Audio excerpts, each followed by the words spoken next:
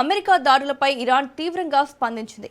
America జరిపిన దాడులకు ప్రతీకారంగా Iran దేశం వ్యూహాత్మకంగా అత్యంత కీలకమైన హార్ముజ్ జలసంధిని పూర్తిగా మూసివేస్తున్నట్లు ప్రకటించింది.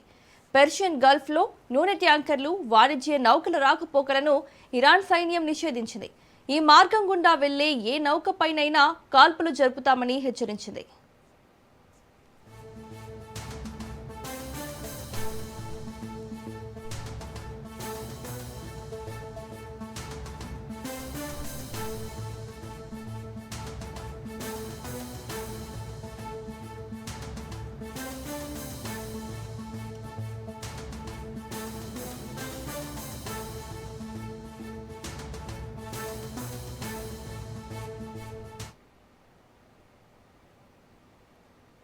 ఇరాన్కు అణ్వాయుధాలు ఉంటే ఇజ్రాయెల్ సహా మధ్యప్రాచ్యం మొత్తాన్ని నిమిషాల్లో ధ్వంసం చేసి ఉండేదని అమెరికా అధ్యక్షుడు డొనాల్డ్ ట్రంప్ సంచలన వ్యాఖ్యలు చేశారు.